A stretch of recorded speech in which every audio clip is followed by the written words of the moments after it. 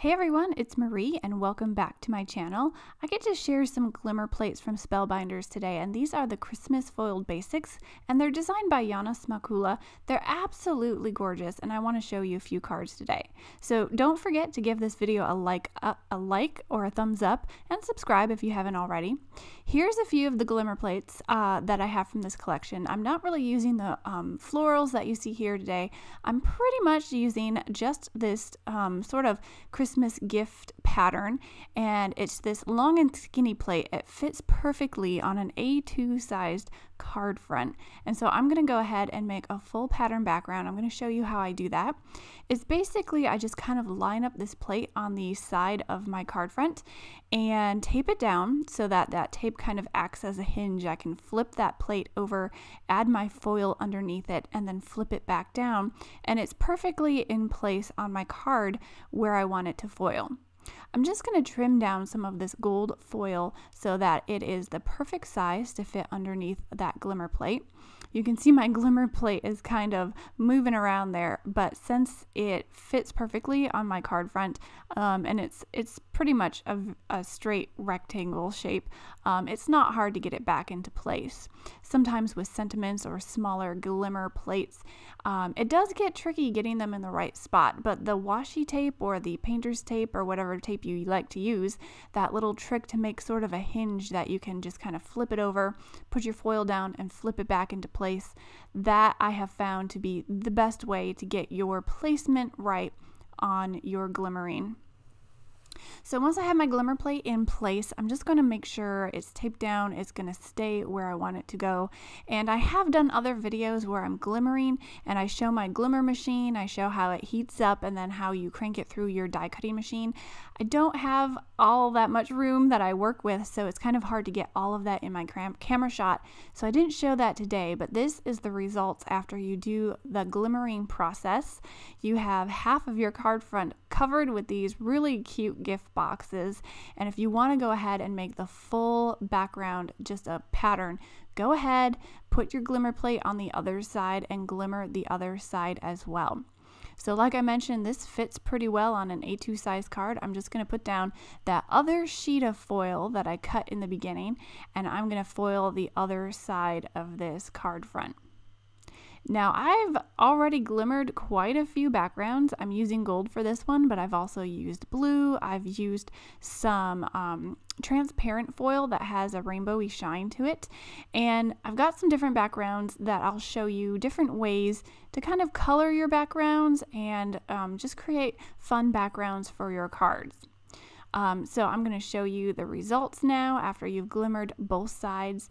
I like to use this magnet tweezers maybe is what, or tongs maybe is what they're called, and just pull off that hot plate and set it to the side so it can cool down a little bit, and then you can see you have a perfectly glimmered pattern background.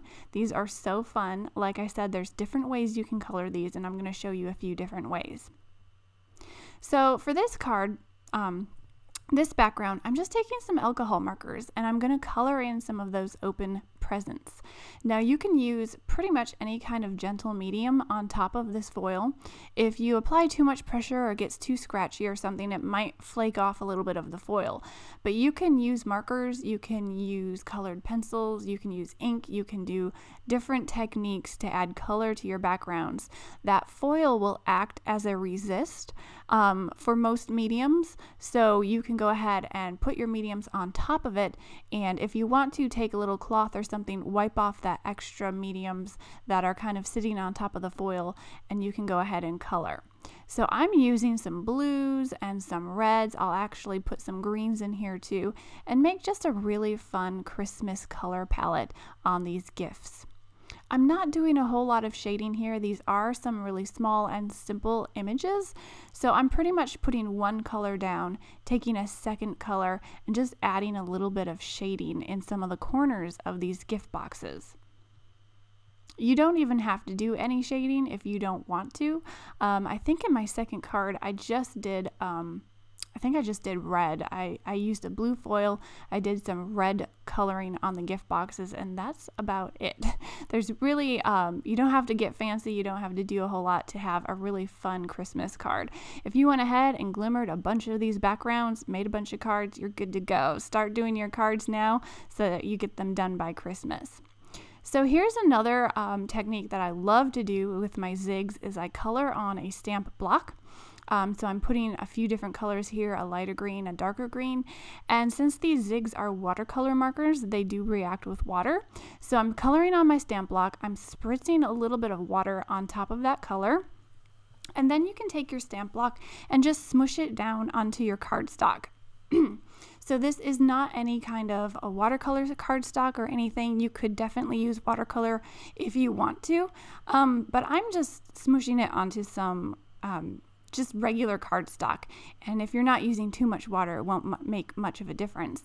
But this is a fun ink smushing technique that you can do, and like I said, that foil is going to resist that medium, so once it's dry you can go back in and wipe off any of that medium on top with a towel or something, or you can even go ahead while it's still dry and just dab up any of that extras. So I've put some of that color on the bottom. I really like how that looked, but you can even introduce another color to the top, and I'm going to grab some of my red here so I get some of that green and red and really make a Christmassy type background.